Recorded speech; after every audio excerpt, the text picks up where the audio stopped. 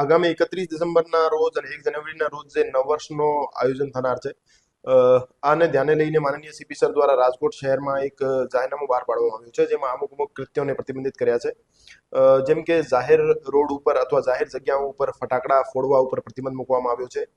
આ સાથે સાથે રોડ ઉપર બેફામ વાહન ચલાવવા ઉપર અને બાઇક લઈને સ્ટન્ટ કરવા ઉપર પણ પ્રતિબંધ મૂકવામાં આવ્યો છે. આ સાથે સાથે રોડ ઉપર ગાડીના બોનટ ઉપર કેક રાખીને તલવારથી અથવા ચપ્પુથી કેક કાપવા ઉપર પણ પ્રતિબંધ આ જાહેરનામા મૂકવામાં આવ્યો છે. અને અમુક માણસો મોડી રાત્રે હોસ્પિટલ એરિયા, એજ્યુકેશન ઇન્સ્ટિટ્યુશનની પાસે અથવા રેઝિડેન્શિયલ એરિયા પાસે જોરથી માઇક વગાડતા હોય છે, તો એના ઉપર પણ પ્રતિબંધ મૂકવામાં આવ્યો છે, જેથી ધ્વનિ પ્રદૂષણ ના થાય.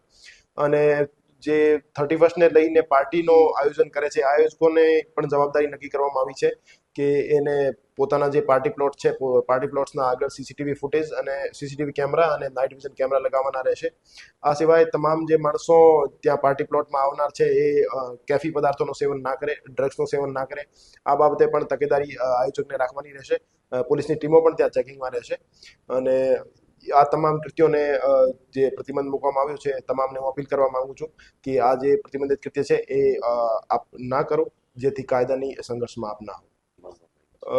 એઝ ઓફ નાઉ વાત કરીએ તો 11 જેવા પાર્ટી પ્લોટ્સ આયોજકોએ અમારા પાસે પરમિશન માંગી છે, તો એની દસ્તાવેજોની ચકાસણી ચાલુ છે અને આજે મોસ્ટ પ્રોબેબલી જેને દસ્તાવેજ યોગ્ય જણાઈ આવશે એમને મંજૂરી મળી જશે.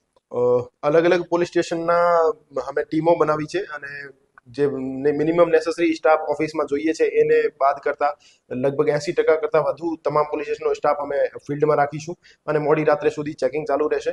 અને અલગ અલગ પોલીસ સ્ટેશન વિસ્તારમાં ચેક પોઈન્ટ, એન્ટ્રી પોઈન્ટ, નાકા પોઈન્ટ ઉપર બેરિકેડિંગ સાથે પોલીસ સ્ટાફ ચેકિંગમાં રહેશે. એ બ્રેથ એનાલાઇઝર સાથે ડ્રિંક એન્ડ ડ્રાઈવ કરનાર માણસો વિરુદ્ધ અને જાહેરમાં દારૂ પીને રખડવાવાળા માણસો વિરુદ્ધ કાયદેસરની કાર્યવાહી કરશે. આ સાથે સાથે એસઓજીની ટીમો અને એફએસએલની ટીમ સાથે રહીને એનડીપીએસ ચેકિંગ કિટ સાથે ડ્રગ્સ લઈને ફરતા માણસો વિરુદ્ધ કાર્યવાહી કરશે. અને જે પણ ડ્રગ્સનું સેવન કરેલું મળશે એના વિરુદ્ધ એનડીપીએસ એક્ટ હેઠળ કાર્યવાહી થશે.